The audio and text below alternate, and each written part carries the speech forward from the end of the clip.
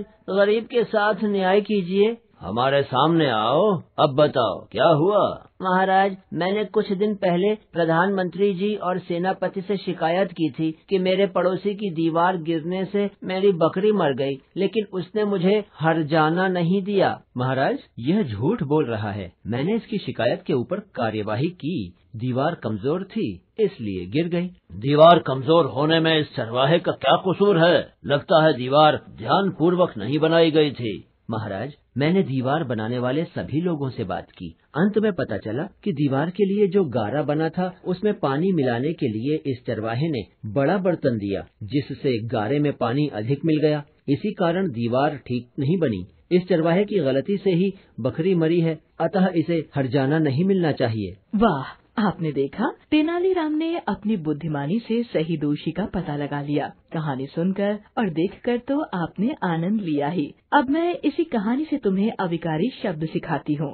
आइए, कहानी में आए कुछ शब्द यहाँ लिखते हैं। के साथ, सामने, अब, और, की, लेकिन, झूठ, के ऊपर, इसलिए, ध्यानपूर्वक, पता, के लिए, अधिक, ठीक। इन सभी शब्दों को हम किसी भी लिंग, वचन और काल के साथ प्रयोग करें, इनकी बनावट में कोई अंतर नहीं आएगा। जिन शब्दों में लिंग, वचन, पुरुष एवं कारक आदि किसी भी कारण से परिवर्तन संभव नहीं होता, उन्हें अविकारी शब्द कहते हैं। इन्हें अव्यय भी कहते हैं। अव्यय का अर्थ है जिसमें व्यय अर्थात परिवर्तन न हो। ये अविकारी या अव्यय शब्द मुख्य रूप से 5 प्रकार के होते हैं: क्रिया विशेषण, संबंध बोधक, समुच्चय बोधक, विस्मयादि बोधक और निपात। क्रिया विशेषण। नीचे दिए वाक्यों में रंगीन शब्दों पर ध्यान दीजिए। मामा जी आज आने वाले हैं, अर्थात काल। वह कमरे के अंदर बैठा है, अर्थात स्थान। पिता से डांट पड़ने पर राधा बहुत रोई, अर्थात परिमाण। मैंने उसके कान में धीरे से कहा, अर्थात रीति। आज, अंदर, बहुत तथा धीरे से क्रिया के किसी न किसी रूप में विशेषता बता रहे हैं। अतः ये क्रिया विशेषण के उदाहरण हैं। जो अव्यय क्रिया की विशेषता बताते हैं उन्हें क्रिया विशेषण कहते हैं। ध्यान दीजिए, क्रिया विशेषण अव्यय होने के कारण अपरिवर्तनशील होते हैं। ये क्रिया से पहले प्रयुक्त होकर उसकी विशेषता बताते हैं। ये क्रिया की विशेषता बताकर उसके अर्थ को सीमित कर देते हैं। क्रिया के लिंग, वचन, काल आदि का प्रभाव इन पर नहीं पड़ता। नीचे दिए उदाहरणों को ध्यान से पढ़िए। लड़का तेज भागता है, पुल्लिंग। लड़की तेज भागती है, स्त्रीलिंग। लड़कियां तेज भागती हैं, बहुवचन। लड़का तेज भागता था, भूतकाल।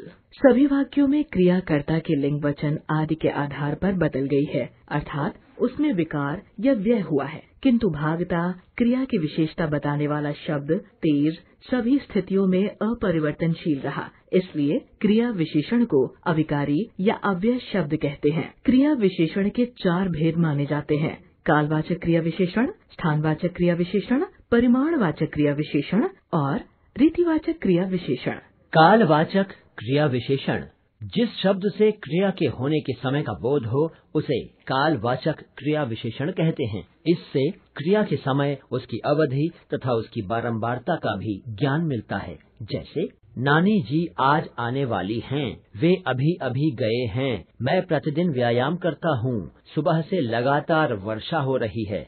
आज, अभी अभी, प्रतिदिन तथा लगातार शब्द कालवाचक क्रिया विशेषण हैं। इसका पता लगाने के लिए क्रिया के साथ कब लगाकर प्रश्न किया जाता है। अन्य कालवाचक क्रिया विशेषण समय सूचक आज, कल, परसों, अब, जब, कब, तब, अभी, तुरंत, पीछे, पहले आदि। अवधि सूचक लगातार, दिन भर, सदा, नित्य, आजकल आदि। बारंबारता सूचक प्रतिदिन, कई बार, हर बार, बहुधा, बार बार आदि। स्थानवाचक क्रिया विशेषण जिस शब्द से क्रिया के होने के स्थान का बोध हो उसे स्थानवाचक क्रिया विशेषण कहते हैं। इस क्रिया विशेषण से क्रिया की स्थिति तथा दिशा का भी ज्ञान होता है। जैसे, तुम वहाँ क्यों खड़े हो, तुम घर के अंदर जाकर बैठ जाओ, जाओ, बाहर चले जाओ, वह मेरे समीप आकर बैठ गया। वहाँ, अंदर, बाहर तथा समीप शब्द स्थानवाचक क्रिया विशेषण हैं। स्थानवाचक क्रिया विशेषण का पता लगाने के लिए क्रिया के साथ कहाँ लगाकर प्रश्न किया जाता है। परिमाणवाचक क्रिया विशेषण। परिमाण का अर्थ है मात्रा। जिस शब्द से क्रिया के परिमाण अर्थात मात्रा या नाप तौल का बोध हो उसे परिमाणवाचक क्रिया विशेषण कहते हैं। जैसे बच्चा थोड़ा थोड़ा चलने लगा, हमें ज्यादा नहीं खाना चाहिए, जरा सोच समझकर बोला करो, यह खाना 2 लोगों के लिए पर्याप्त है। थोड़ा थोड़ा, ज्यादा, जरा तथा पर्याप्त परिमाणवाचक क्रिया विशेषण हैं। परिमाणवाचक क्रिया विशेषण का पता लगाने के लिए क्रिया के साथ कितना लगाकर प्रश्न किया जाता है। रीतिवाचक क्रिया विशेषण। रीति का अर्थ है ढंग या विधि। जिस शब्द से क्रिया के होने की रीति अर्थात विधि का बोध हो उसे रीतिवाचक क्रिया विशेषण कहते हैं। इस क्रिया विशेषण से क्रिया के प्रकार, निश्चय, अनिश्चय, स्वीकार, निषेध, कारण आदि का भी ज्ञान होता है। जैसे भरत ध्यान पूर्वक पढ़ता है, आप यहाँ अचानक कैसे आए? मैं तुमसे मिलने निस्संदेह आऊंगा। मैं चुपके से उसके पीछे खड़ा हो गया। ध्यान पूर्वक, अचानक, निस्संदेह तथा चुपके से रीतिवाचक क्रिया विशेषण हैं। रीतिवाचक क्रिया विशेषण का पता लगाने के लिए क्रिया के साथ कैसे लगाकर प्रश्न किया जाता है। विशेषण तथा क्रिया विशेषण में अंतर।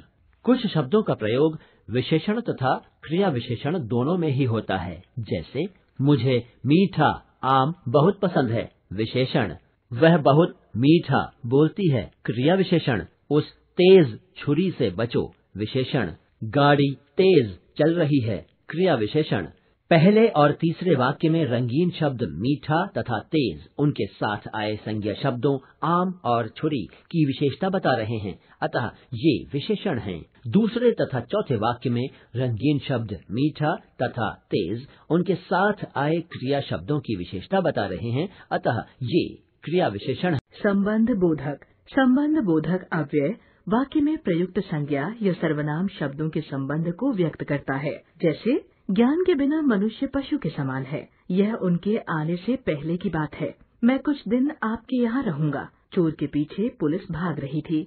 जो अविकारी शब्द वाक्य में प्रयुक्त संज्ञा या सर्वनाम के बाद प्रयुक्त होकर उनका संबंध उसी वाक्य के अन्य संज्ञा या सर्वनाम शब्दों से बताते हैं, उन्हें संबंध बोधक अव्यय कहते हैं। ध्यान दीजिए, संबंध बोधक शब्द अव्यय होने के कारण अविकारी अर्थात अपरिवर्तनशील होते हैं। ये वाक्य में प्रयुक्त संज्ञा या सर्वनाम का संबंध वाक्य के अन्य शब्दों से बताते हैं। इनके पहले कारक की विभक्ति या परसर्ग भी लिखे जाते हैं।